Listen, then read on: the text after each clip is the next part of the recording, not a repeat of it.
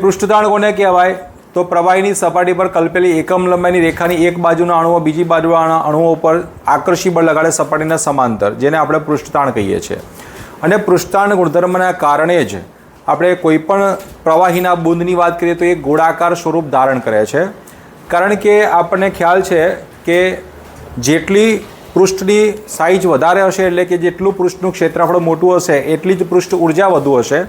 અને પૃષ્ઠ ઉર્જા એ લઘુત્તમ કરવા માટેના પ્રયત્નો કરશે કોઈપણ પ્રવાહીનું પૃષ્ઠ. એટલા માટે એ પોતાનું ક્ષેત્રફળ નાનું કરવાનો પ્રયત્ન કરશે. હવે ક્ષેત્રફળ નાનું કરવાનો પ્રયત્ન કરે છે એ આપણે અહીંયા લાઈવ જોઈશું. આપણે અહીંયા સાબુના દ્રાવણની અહીંયા એક ડીશની અંદર સાબુનું દ્રાવણ ભરેલું છે, એટલે કે શેમ્પૂવાળું પાણી ભરેલું છે.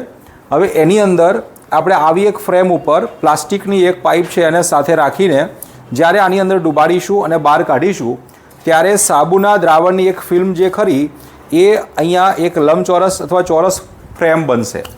હવે આ જે ફ્રેમ બને છે જ્યારે તમે આને છોડી દો છો, આ પ્લાસ્ટિકની જે પાઇપ છે એને તમારા હાથેથી છોડી દો છો ત્યારે એ પૃષ્ઠ જે બન્યું છે એટલે કે જે ફિલ્મ બની છે એ પોતાને સંકોચવાનું વલણ ધરાવે છે, એટલે કે પોતાનું ક્ષેત્રફળ લઘુત્તમ કરવાનો ટ્રાય કરશે અને આ જે પાઇપ છે એ અંદર તરફ ખસવાની છે. આપણે અહીંયા લાઈવ જોઈશું કે કઈ રીતે ખસી રહી છે. આ સાબુના દ્રાવણની અંદર આપણે આને ડૂબાડીશું અને જો હવે બહાર કાઢી દઈએ અને પછી આમ છોડી દઈએ તો અંદર તરફ સરકી જાય છે. જુઓ, બરાબર છે. ફરી એકવાર જોઈ શકો છો તમે કે સાબુના દ્રાવણની અંદર આને ડૂબાડ્યા બાદ હવે આપણે બહાર કાઢીએ અને આ રીતે મુક્ત કરી દઈએ, છોડી દઈએ